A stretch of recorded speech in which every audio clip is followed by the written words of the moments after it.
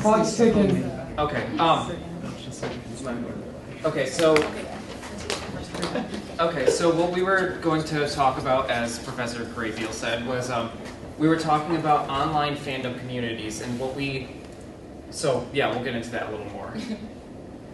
So first, I think it's important to talk about how we got to where we are now.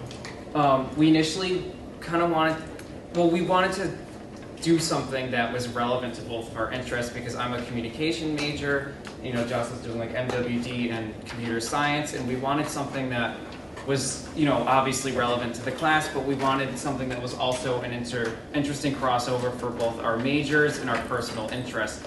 So what we initially wanted to discuss was online portrayal, and we kind of dabbled with that idea a little bit, but it didn't work out. And then we also talked very briefly about, you know, online bullying and that's tying into representation, but once again, we ran into some trouble with that. So after meeting after class with the professor and such, we sharpened our focus of our study to kind of suit our specific area of interest, which was online fandom, because we share like a lot of interests. We're both into social media, and there are certain things that we like, so that's how we arrived at the topic, which we'll talk more about in 1 second. Okay, so the theory that we started off with and kind of laid the foundation for our study and our investigation was the social network exchange theory. So basically, these are the main points and what the theory is about, but most importantly, we felt like it connected with our investigation, our study, because online communities benefit from all of these things, and the way to maintain one is by actually having each of these points be successful. So it was really important to have a theory to start off from and kind of gain an existing idea of what is going on, and then kind of build on from there. Okay, and then so online fandom not only exists on one social media outlet, but many. So as you may know, like Facebook, Twitter, Blogger are examples of these. So if any of you know like any of your favorite shows or movies or anything that you're remotely interested in and follow, they'll have like their own fan page or their own group page. And then fandom would be, you know, just a place where people participate and share their love for whatever it is that they're interested in, comments, discussions, sharing ideas. Let's see. Okay, but for the purpose of our study, we chose to focus on Twitter, only because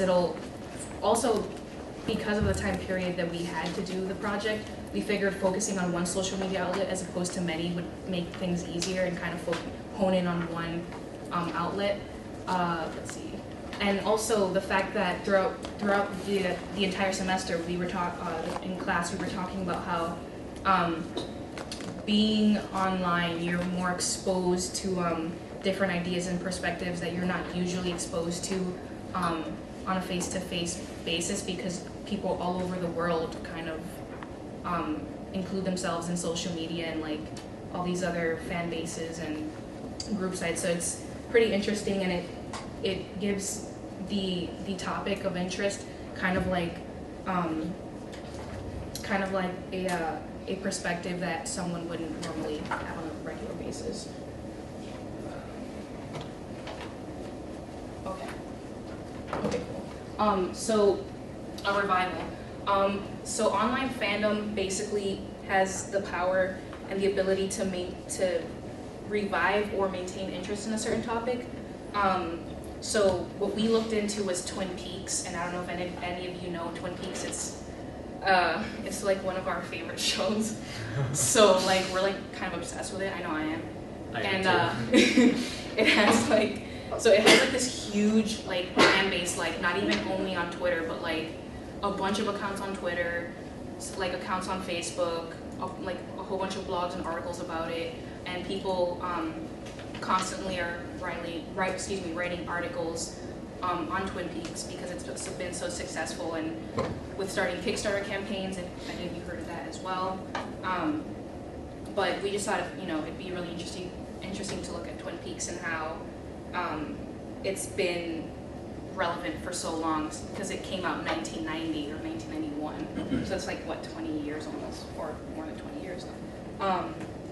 And what we focused on, like I said before, is we looked at specific Twitter accounts that are dedicated to Twin Peaks, and these Twitter accounts kind of like post events, like gatherings where people come together to talk about Twin Peaks, and or one specific account, they had an event going on at USC in California where the actors of the show came to campus and they showed the series in its entirety every week, and a different actor would show up, and people were tweeting about it on this account, and it was, I don't know, it's pretty interesting to follow and just to see the excitement around it after so many years. Okay, so from there we decided to propose a study because this was a research project. What we initially were thinking that we could do is, and this number can obviously change as needed, but we're going to have a sample of 25 Twitter users. We wanted to make sure that they were self-identified Twin Peaks fans, which means that maybe their Twitter handle would have some sort of username that's an indication that they are into the show. A lot of them have Twin Peaks just right in the name, as we're gonna show an example in a moment. So yeah, so people who identify themselves as fans or experts through either the content of their tweets or their bio section and or their Twitter username. We decided that we wanted to only include active accounts in this study because you know, it's important to know like what's going on in the Twin Peaks fandom on Twitter right now as opposed to what was going on maybe 6 months or 2 years ago. We figured that that would give us a picture of what's going on right now because we want to talk about, you know, how the fandom is existing on social media right now, so it would just be totally irrelevant to get a really old sample. And we're going to do a content analysis of the data, which essentially we would be going through all of the tweets and we would be, you know, reading what they're posting about, you know, identifying behaviors that kind of show like a social networking participatory fandom where they kind of, you know, maybe make their own merchandise, they host events, they do all sorts of other things. So, all right, next slide, please. We developed a set of research questions and hypotheses, or a hypothesis to kind of guide our research based on the theory that we talked about earlier. Our first research question was, in what way have fan behaviors been impacted with the introduction of social media? That's something that we were reading a lot about through our research articles. It's a really, really big question because some people feel, you know, most scholars do believe it has been impacted in some way, but we kind of want to know which way it was, because there are some who believe that, as it displayed in one of the next research questions, but there are some who believe that it was impacted for consumer purposes. But how effective are online fan cultures in utilizing their power to organize fandoms and revitalize interest in cult television series? Basically, how effective are they at organizing themselves and such? To what extent is fandom subjected to corporate interest? Because participatory fandom has a lot of controversy with the possibility of being used for marketing purposes as opposed to fans. And our hypothesis was we believe that traditional fan behaviors continue to exist despite the new medium that they take place on. Okay, so here are just like examples of people communicating on a certain Twitter account. So the account that says Twin Peaks Archive almost, that's one of the accounts.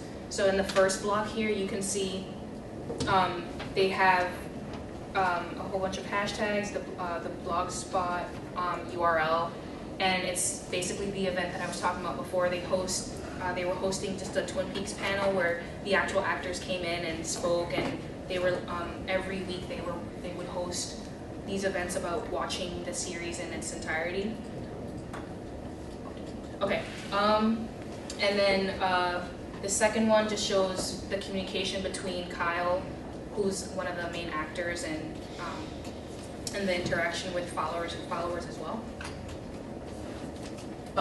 So in terms of our discussion and conclusion, we didn't get a chance to actually perform the research because that wouldn't fit in the allotted time frame or the semester really. So we wanted, you know, to actually do the research. But from what we gathered, online fandom has an effect on the revival of dead television shows, as shown by Twin Peaks, because of the interest that continues to go on. Twitter has a profound impact on Twin Peaks, and through active Twitter accounts and online communities, it is possible to maintain an interest in a topic, especially a cult television show. So it kind of keeps the interest alive in something that might have fallen away before.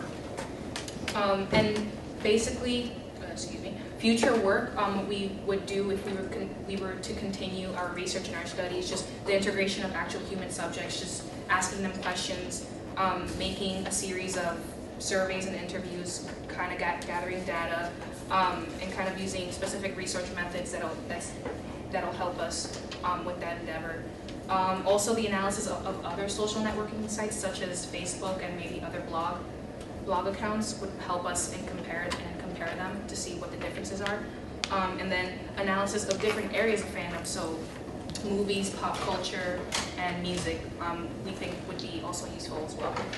And that's it. Thank you.